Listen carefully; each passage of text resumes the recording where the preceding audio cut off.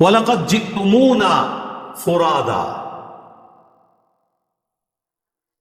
بے شک آج تم ہمارے پاس اکیلے آ گئے ہو نا، کما خلقناکم اول مرہ، جس طرح ہم نے تمہیں پہلی دفعہ پیدا کیا تھا، وَتَرَكْتُمْ مَا خَوَّلْنَاكُمْ، اور تم چھوڑ آئے ہو جو ہم نے تمہیں دیا تھا، وَرَاءَ ظُهُورِكُمْ، پیچھے ہی چھوڑا، یعنی جس مال کے اوپر تمہارا تھا نا یہ مال مجھے بچا لے گا، تو پیچھے چھوڑ آئے ہو نا۔ جو بخاری مسلم میں حدیث ہے، انسان کے 3 دوست ہیں، 2 باہر رہ جاتے ہیں، ایک ہی اندر جاتا ہے، اس کے اعمال قبر میں ساتھ جاتے ہیں اور مال اور رشتہ دار باہر رہ جاتے ہیں۔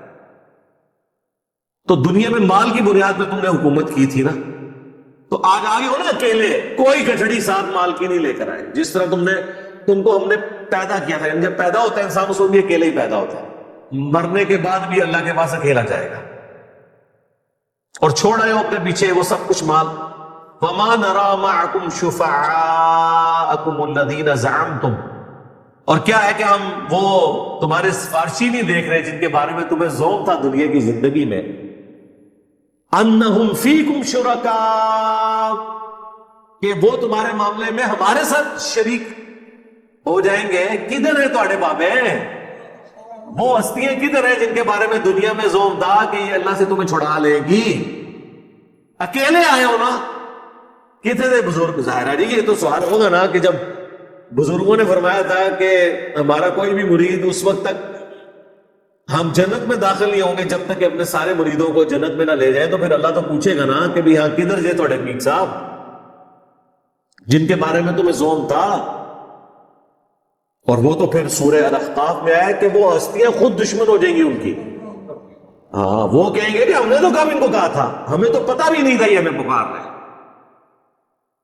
یہ تو ان ہستیوں کے لیے جو واقعی جینون ہستیاں تھیں، وہ تو انکار کریں گی۔ باقی جو ہے نا ہستیاں جو جعلی بنائی ہوئی تھی، وہ تو تھوڑے تو پہلے انشاءاللہ جہنم وچ پہنچے ہوں گے، وہ اگے نے ذرا آگے تک وہ تلاش کرو گے لفظ کے ساتھ۔ لقد تقطع بینکم، بے شک ٹوٹ گئے ان تمہارے سارے رشتے، سارے وہ نظریات، وہ ساری آس اور امید ختم ہو گئی جن ہستیوں پہ تم کھڑے ہوئے تھے۔ وَضَلَّ عَنْكُمْ مَا كُنْتُمْ تَزْعُمُونَ، اور تمہارے ہاتھوں سے جاتی رہی وہ تمام باتیں جو تم دنیا میں دعویٰ کیا کرتے تھے۔ اس کو وہ اردو میں کہا جاتا ہے ہاتھوں کے طوطے اڑ جانا، ٹھیک ہے، طرح نکل جانا ایک دم بندے کا، ایک ہی ہو گیا۔ میرا خیال ہے اگر کسی شخص کو مرنے کے بعد اس طرح کا معاملہ ہو، اس سے بہتر نہیں ہے کہ وہ قرآن ترجمے سے پڑھ کے دنیا میں ہی آخرت کی فلم دیکھ لے اور بچ جائے، ٹھیک ہے۔ جس طرح یہاں بھی دنیا میں اگر کسی شخص کو ہم بتائیں کہ بھائی دیکھو یہ ویڈیو دیکھ لو سی سی ٹی وی کیمرے میں، کل ایک شخص یہاں سے گزر رہا تھا، گیٹ کراس کرتے ہوئے اس کا ہاتھ گیٹ کو لگ گیا، یہ گیٹ ارتھ ہوا ہوا ہے، وابڈا والوں کو ہم نے اطلاع کی ہوئی ہے لیکن ابھی تک یہ ٹھیک نہیں ہوا، یہ دیکھو اس کی لاش کل اٹھانی پڑی۔ کیا خیال ہے دنیا میں کسی کو یہ ویڈیو دکھائی جائے، وہ گیٹ وابڈا والے گارنٹی بھی دے دینا کہ اس میں کرنٹ نہیں ہے، لوگ کہیں گے تو کسی گزرنے نہیں، کوئی دوسرا راہ دسو سر، یہی ہوگا نا، کیونکہ جان کا خطرہ ہے، جہاں پر ایمان کا خطرہ ہے۔ اور بلکہ یہ بات کرتے ہوئے اگر کوئی شخص تھوڑا سخت لہجے میں بھی بول دے، 1-2 گالیاں بھی ساتھ نکال دے کہ فلانا ٹھیک ہے تو چلے جا دیکھ کل بندہ تھا مر گیا، تو اس شخص کو اس کی گالیاں بھی یاد نہیں رہے گی، بلکہ وہ کہے گا تو میرا محسن ہے کہ تو نے مجھے بچا لیا، 3 گالیاں اور نکال کے مجھے بچاتا تاکہ مجھے یقین آ جائے کہ میں نے یہاں سے نہیں گزرنا، یہی ہے نا۔ لیکن دین کی بات آپ کسی بھی انداز میں ان کو کریں، اے گال بڑی سخت ہے، چلو جی یار گل دا انداز سخت ہے، گل تو ٹھیک ہے نا، تے گل بھی نہیں بننی، نہ بنو، جاؤ چمڑ جاؤ جا کے۔ تو اللہ تبارک و تعالیٰ نے آخرت کی فلم پہلے ہی چلا دی ہے، یہ ہوگا، یہ رزلٹ نکلے گا۔ قل اغیر اللہ اتخذ ولیہ، اے نبی تم فرماؤ کہ کیا تم مجھے یہ مشورہ دے رہے ہو کہ میں اللہ کے سوا کسی اور کو اپنا پشت پناہ مان لوں؟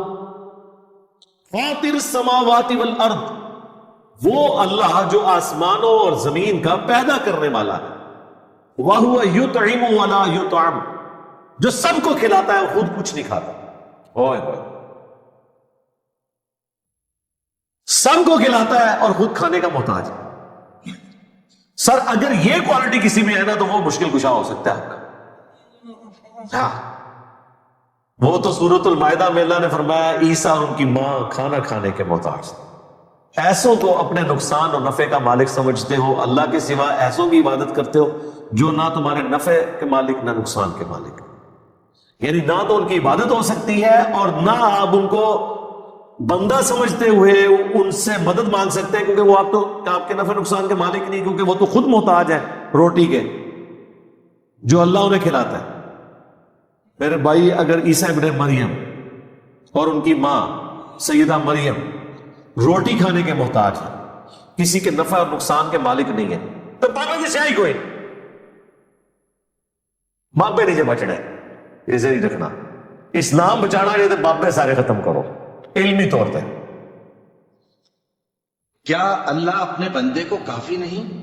اور اے نبی یہ تم کو ان لوگوں سے جو اللہ کے سوا ہے یعنی غیر اللہ سے ڈراتے ہیں, اور جس کو اللہ گمراہ رہنے دے اسے کوئی ہدایت دینے والا نہیں, اور جس کو اللہ ہدایت دے اس کو کوئی گمراہ کرنے والا نہیں. قل انی امرت ان اکون اول من اسلم. اے نبی تم فرماؤ مجھے تو خود میرے رب کی طرف سے حکم ہوا ہے کہ سب سے پہلے میں اللہ کے سامنے سر تسلیم خم کروں. لو جی, پیر فقیر بزرگان دین کے بارے میں جنہوں نے کبھی نماز بھی نہیں پڑھی ہوتی, یعنی جن کی بات ہو, جو پڑھنے والے ہیں ان کی بات نہیں میں کر رہا ہوں, ان کے بارے میں لوگ کہتے ہیں دیکھیں جی نماز ذکر اذکار عبادت تو اس لیے کی جاتی ہے کہ اللہ تک بندہ پہنچے, اور جو اللہ تک پہنچ چکے ہیں ان کو تو اب ان چیزوں کی ضرورت ہی کوئی نہیں ہے. تو ان سے ذرا پوچھیں کہ رسول اللہ تک نہیں پہنچے ہوئے تھے, جو اس کائنات میں وسیلہ ہے مخلوق اور خالق کے درمیان ہدایت کا, ان سے زیادہ کون اللہ تک پہنچا ہوا ہے؟ اور ان کے لیے حکم ہو رہا ہے نبی تم نے خود اپنی زبان سے ہی کہنا ہے انی امرت, مجھے حکم دیا ہے میرے رب نے, ان اکون اول من اسلم, کہ سب سے پہلے میں مسلم ہو جاؤں, میں سر تسلیم خم کروں. ولا تکونن من المشرکین, اور یہ بھی حکم دیا گیا ہے کہ دیکھنا مشرکین میں شامل نہ ہونا. یعنی سب سے پہلے میں توحید کا علم بردار ہوں, سب سے پہلے میں اللہ کا تابع فرمان ہوں, سب سے پہلے میں خدا کا مطیع ہوں, باقیوں کو تو میں بعد میں دعوت دوں گا, پہلے تو میں سر تسلیم خم کرتا ہوں. اب مجھے بتائیں اگر اللہ کے نبی کو یہ حکم دیا جا رہا ہے کہ آپ نے یہ کہنا ہے کہ میں نے شریعت کی پابندی کرنی ہے, میں نے اللہ کے سامنے سر جھکانا ہے, میں نے اللہ کے ایک ایک حکم کی پیروی کرنی ہے, تو بابے دشاہی کوئی نہیں, کوئی شے نہیں.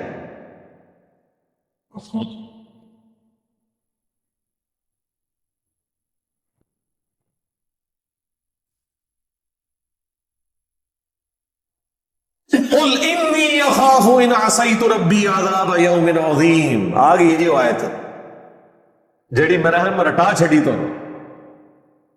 سورۃ الانعام میں ہے, سورہ یونس میں ہے, سورہ الزمر میں ہے, 3 دفعہ یہ آیت ہے. اے نبی تم فرماؤ بے شک میں تو خود خوف رکھتا ہوں اس بات کا کہ اگر میں نے بھی اپنے رب کی نافرمانی کی تو بڑے دن کا عذاب مجھے بھی آ پکڑے گا. اچھا آپ کیا سمجھ رہے ہیں یہ نبی علیہ السلام جو یہ مذاق کے طور پہ باتیں کر رہے ہیں؟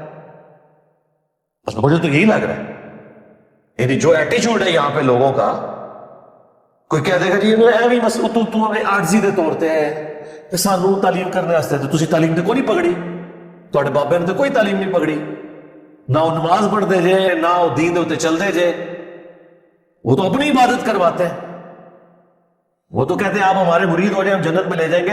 ادھر تو میرے بھائی یہ سنگولر کے سیگے ہیں کہ ابھی تم فرماؤ مجھے تو حکم ہوا ہے کہ سب سے پہلے میں اللہ کا تابع فرمان بنوں, میں شرک نہ کروں, میں خود اس بات سے ڈرتا ہوں کہ اگر میں نے اللہ کی نافرمانی کی تو اللہ کا عذاب قیامت کے دن کا بڑا عذاب مجھے آ پکڑے گا.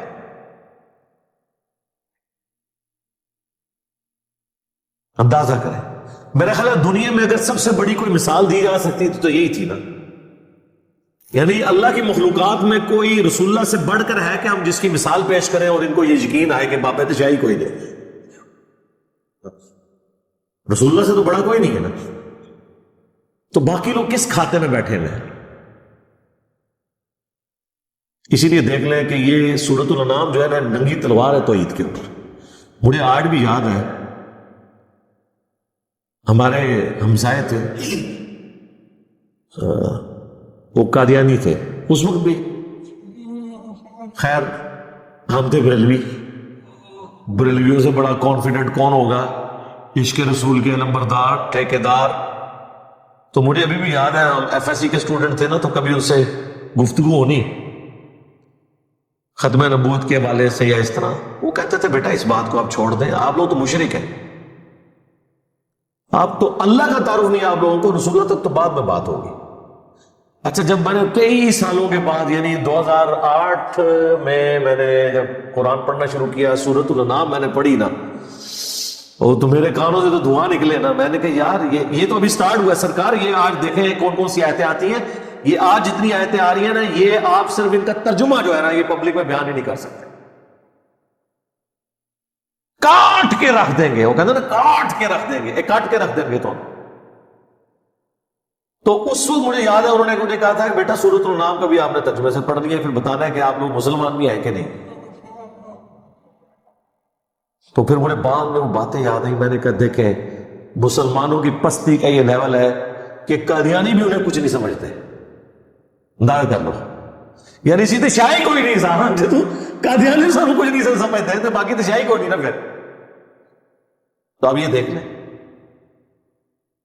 من یصرف عنہ یومئذ فقد رحمہ, جو اس دن عذاب سے بچا لیا گیا تو یقیناً اسی پہ اللہ نے رحم کیا.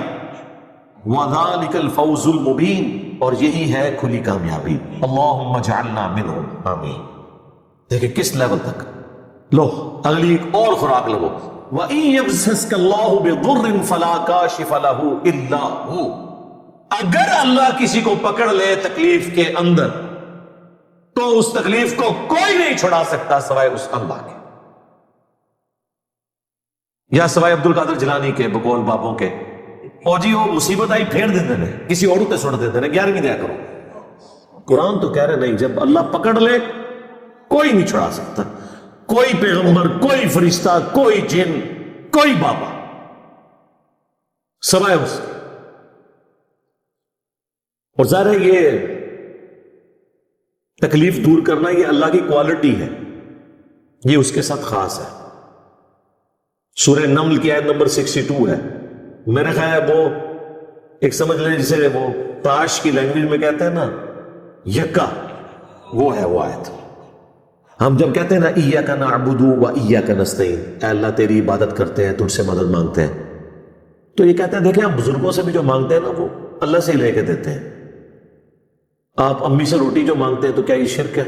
اس کا ہم ان کو جواب دیتے ہیں کہ میرے بھائی تو اسباب ہے, ان کا قرآن میں حکم ہے وَتَعَاوَنُوا عَلَى الْبِرِّ وَالتَّقْوَى وَلَا تَعَاوَنُوا عَلَى الْإِثْمِ وَالْعُدْوَانِ, نیکی اور پرہیزگاری کے کاموں میں ایک دوسرے کی مدد کرو, برائی میں الگ رہو. وہ کہتے ہیں ٹھیک ہے, لیکن اب دیکھیں جو بزرگان دین ہے وہ بھی اللہ سے ہی لے کے دے رہے ہوتے ہیں, پیچھے اللہ ہی ہوتا ہے. اللہ نو پیچھے کر دو, ہاں کر دو پیچھے.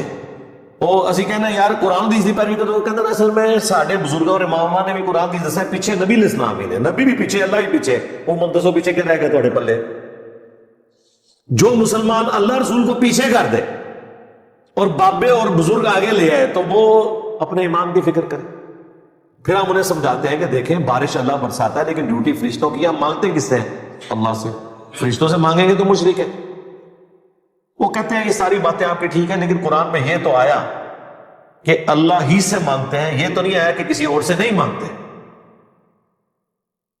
دیکھو ذرا اندازہ کرو. تو ہم نے کہا یہ بھی آیا ہوا ہے سورہ نمل کی آیت نمبر 62, توحید کی فیلڈ میں یکا, جس طرح وہ کہتے ہیں نا تاش کی لینگویج میں, اَمَّن يُجِيبُ الْمُضْطَرَّ إِذَا دَعَاهُ, بھلا بتاؤ تو کون ہے جو مصیبت میں گرے ہوئے شخص کی فریاد کو سنتا ہے, وَيَكْشِفُ السُّوءَ, اور اس کی تکلیف اس سے دور کر دیتا ہے, وَيَجْعَلُكُمْ خُلَفَاءَ الْأَرْضِ, اور تمہیں خلیفہ کرتا ہے اگلوں کا زمین پر. یعنی جب تمہارے آباء و اجداد مرتے ہیں تو تمہارے مرنے کے بعد تمہاری اولاد سب ایک ایک کر کے مر رہے ہیں, اللہ جو ہے وہ زندہ ہے, ایک ایک کر کے وہ آنے والی نسلوں کو زمین کا مالک بناتا جاتا ہے. اصل مالک کون ہے؟ اللہ. اِلَٰهٌ مَّعَ اللَّهِ, کیا اللہ کے ساتھ کوئی اور الہ بھی ہے جس کی یہ کوالٹیز ہوں؟ قلیلا ما تذکرون, لیکن نصیحت بہت کم ہی حاصل کرتے ہو. کون سی کوالٹی؟ تکلیف اور پریشانی میں گھرے ہوئے شخص کی فریاد کو سننا, یہ اللہ کی کوالٹی. تو یہاں پہ بھی آیا کہ اگر اللہ کسی کو پکڑ لے تکلیف کے ساتھ، تو اسے کوئی دور نہیں کر سکتا سوائے اس کے۔ وَإِن يَمْسَسْكَ بِخَيْرٍ، اور اگر اللہ تعالیٰ کسی کے لیے خیر کا ارادہ کر لے، فَهُوَ عَلَىٰ كُلِّ شَيْءٍ قَدِيرٌ، تو اللہ تعالیٰ ہر چیز پر قادر ہے۔ اچھا یہی آیت سورہ یونس میں آئے گی، وہاں پھر آگے ساتھ آتا ہے وَإِن يَمْسَسْكَ بِخَيْرٍ فَلَا رَادَّ لِفَضْلِهِ، تو اللہ کے فضل کو کوئی ٹال نہیں سکتا اگر وہ ارادہ کرے۔ یعنی اگر اللہ نے ارادہ کیا تو میرے بھائی کوئی کچھ نہیں کسی کو نقصان پہنچا سکتا۔ اسی کو نبی علیہ السلام نے ٹرانسلیٹ کیا ہے، صحیح بخاری اور صحیح مسلم دونوں میں حدیث ہے۔ حضرت معاویہ رضی اللہ تعالیٰ عنہ نے مغیرہ ابن شعبہ کو خط لکھا کہ آپ کوئی ایسا وظیفہ مجھے بتائیں جو اللہ کے نبی سے آپ نے خود سنا ہو، تو انہوں نے کہا کہ نبی صلی اللہ علیہ وآلہ وسلم ہر فرض نماز کے بعد پڑھا کرتے تھے لا الہ الا اللہ وحدہ لا شریک لہ لہ الملک ولہ الحمد وہو علی کل شیء قدیر اللہم لا مانع لما اعطیت ولا معطی لما منعت ولا ينفع ذا الجد منک الجد، کہ اللہ جسے تو عطا کرے اسے کوئی چھین نہیں سکتا، جسے تو چھین لے اسے کوئی عطا نہیں کر سکتا، اور بڑے سے بڑے شخص کو اس کا منصب اور عہدہ کوئی فائدہ نہیں پہنچا سکتا۔ تو یہ دعا ہم پڑھتے ہیں فرض نماز کے بعد۔ وَهُوَ الْقَاهِرُ فَوْقَ عِبَادِهِ، اور وہ چھایا ہوا ہے اپنے بندوں کے اوپر، غالب، یعنی چسک نہیں سکتا کوئی اس کی مرضی کے بغیر۔ وَهُوَ الْحَكِيمُ الْخَبِيرُ، اور وہی حکمت والا ہے اور خبر رکھنے والا ہے۔ اللہ اس گناہ کو نہیں بخشے گا کہ کسی کو اس کا شریک بنایا جائے، اور اس کے سوا اور گناہ جس کو چاہے معاف کر دے، اور جس نے اللہ کا شریک مقرر کیا اسے بڑا بہتان۔ السلام علیکم ورحمۃ اللہ وبرکاتہ۔ شرک اللہ پر سب سے بڑا ظلم۔ شرک یعنی اللہ کے ساتھ ساجی ٹھہرانا۔ شرک کا مطلب ہے اللہ کے ساتھ کسی اور کو اس کی ذات، اس کے نام، اس کے صفات یا اس کے حق اور عبادت میں شریک کر دینا، یعنی کسی کو ایسا سمجھ لینا کہ وہ بھی اللہ کی طرح طاقت رکھتا ہے، یا اس سے مدد مانگنا یا اس کی پوجا کرنا، یہ سب شرک کہلاتا ہے۔ قرآن کا اعلان، شرک سب سے بڑا ظلم ہے۔ اِنَّ لَشِرْكَ لَظُلْمٌ عَظِيمٌ، بے شک شرک بہت بڑا ظلم ہے۔ سورہ لقمان آیت 13۔ جب لقمان علیہ السلام نے اپنے بیٹے کو نصیحت کی تو سب سے پہلے یہی کہا، اے میرے بیٹے، اللہ کے ساتھ کسی کو شریک مت ٹھہرا، کیونکہ شرک بہت بڑا ظلم ہے، یعنی کسی اور کو اللہ کے برابر سمجھ لینا ایسا ظلم ہے جو سیدھا خود اللہ کی حق تلفی ہے۔ اللہ کی مخلوق میں سے کوئی اس کی برابری نہیں۔ سورہ اخلاص آیت 1 سے 4۔ قل هو اللہ احد اللہ الصمد لم یلد ولم یولد ولم یکن له کفوا احد، کہو وہ اللہ ایک ہے، بے نیاز ہے، نہ اس نے کسی کو جنا اور نہ وہ جنا گیا، اور نہ کوئی اس کے برابر ہے۔ یہ سورہ اللہ کی وحدانیت کا اعلان ہے، اس میں کسی بھی ساجی کی کوئی جگہ نہیں ہے۔ اللہ شرک کو معاف نہیں کرے گا۔ ان اللہ لا یغفر ان یشرک بہ ویغفر ما دون ذلک لمن یشاء، بے شک اللہ اس گناہ کو نہیں بخشے گا کہ اس کے ساتھ کسی کو شریک ٹھہرایا جائے، اور اس کے علاوہ جسے چاہے معاف کر دے گا۔ سورہ نساء آیت 48۔ یعنی اگر کوئی شرک کی حالت میں مر گیا تو اس کا کوئی گناہ معاف نہیں ہوگا، نہ نماز کام آئے گی، نہ روزہ، نہ زکوٰۃ، نہ حج، کچھ بھی نہیں۔ قیامت کے دن مشرک کا انجام۔ سورہ مائدہ آیت 72۔ انہو من یشرک باللہ فقد حرم اللہ علیہ الجنۃ ومأواہ النار، جس نے اللہ کے ساتھ کسی کو شریک ٹھہرایا اللہ نے اس پر جنت حرام کر دی اور اس کا ٹھکانہ جہنم ہے، یعنی جنت کے دروازے مشرک کے لیے بند ہیں۔ اللہ کا فرمان ہے وہاں اسے نہ موت آئے گی نہ زندگی، بس دردناک سزا۔ شرک کی صورتیں: ظاہر شرک اور چھپا ہوا شرک۔ ظاہر شرک: بتوں، قبروں اور اولیاء سے مدد مانگنا، ان کے نام کی قسم کھانا یا چڑھاوا دینا، انہیں اللہ کے برابر سمجھنا۔ اور چھپا ہوا شرک: دکھاوے کے لیے عبادت کرنا، ریاکاری کرنا، لوگوں کی واہ واہی پانے کے لیے نماز اور صدقہ کرنا، اگر فلاں نہ ہوتا تو میرا کام نہ ہوتا، ایسا کچھ کہنا۔ رسول اللہ صلی اللہ علیہ وسلم نے فرمایا، جس چیز سے میں تمہارے لیے سب سے زیادہ ڈرتا ہوں وہ چھپا ہوا شرک ہے۔ صحابہ نے پوچھا وہ کیا ہے؟ آپ صلی اللہ علیہ وسلم نے فرمایا ریاکاری۔ ابن ماجہ حدیث نمبر 4204۔